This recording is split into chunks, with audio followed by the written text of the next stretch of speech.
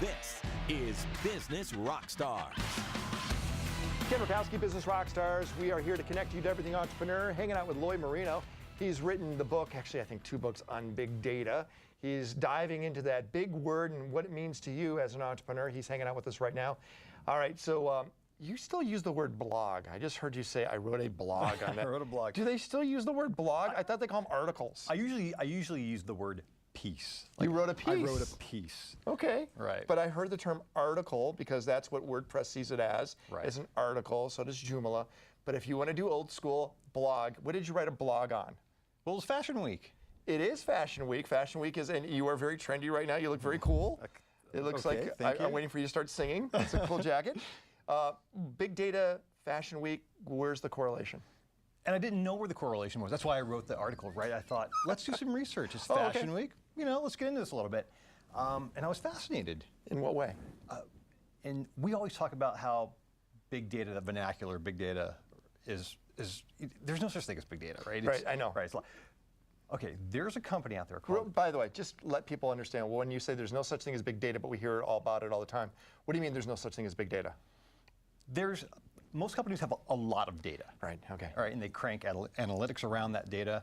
Big data is the idea of clustered machines, these huge environments where you're crunching numbers across hundreds of servers. So most of these small businesses are not dealing with big data. Locally, they might use big data to do advertising through Facebook and stuff like that. That's true. But locally. So big data is more of a big company enterprise environment that's that stores it. Small businesses don't have it. Okay, got it. Fashion Week, big data, go. Fashion Week, big data. An interesting article around this company called Edited. Okay. E-D-I-T-E-D, right? They're huge in retail. 85 billion data points. It sounds like a lot. That's big data. Okay. Right. So every piece of data they accumulate, help me out when this says data points.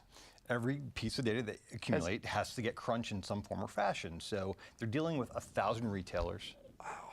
That's amazing. 53 million different SKUs, the product SKUs. Wow.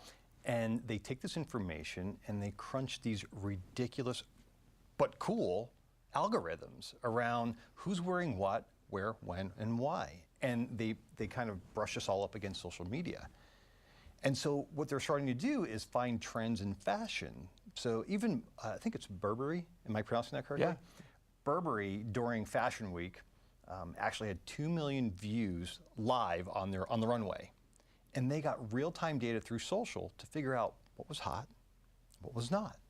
So if it wasn't hot, it didn't even get to the buyer's eyes. But they can see all that through the data analytics? All that. Yeah. So I want to make sure I understand. When you say they're able to spot trends, isn't that the hardest thing to do with fashion, is to understand what a trend is, because it's more of a societal type direction? Yeah, and that's kind of the basis of the article is around that it's more societal, like how hard it is to gather information in fashion, because it's more about the feel good or what you feel. But companies are doing it. Companies are looking at data points and figuring out what's hot and what's not. And I don't know anything about fashion, trust me, not at all. Neither do I. Yeah, a lot more than me. So as you look at data, is fashion something that is dictated based upon the territory it's in? Like, for example, does Paris really control the destiny of fashion, or Milan, or is data used to see where it is only in microcosms of different areas? Does it make sense what I'm asking? It makes sense, and I think the answer is somewhere around the idea of all these people looking at these particular shows or what went on in Fashion Week. If you have 2 million people looking at what's on the runway and making a decision at that point in time as to whether or not they like it, a manufacturer can say, all right, look, we're not getting the amount of information, amount of feedback we would like, or we thought we were going to get on this particular jacket. Let's kill it. Right away. Right away. So that makes sense then, right? So nothing sits on the shelf. That's right. But fashion in Tokyo is going to be radically different than fashion in London. I would think so. I think being social, right. Those styles are different. And then there's a company, I think they're based in either San Francisco or New York, called L2. Do you know who they are?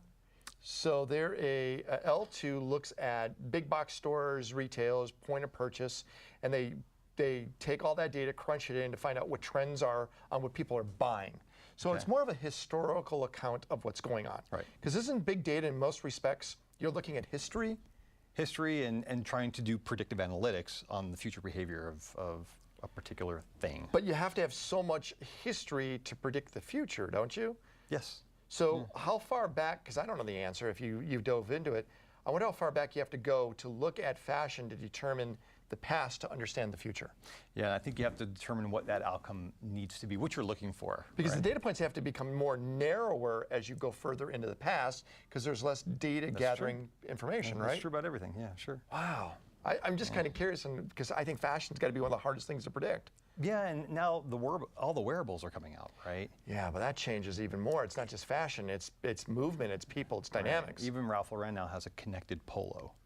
Right? No. Yeah, so there's shirt? silver threading in the actual shirt itself, and it's connected to an app.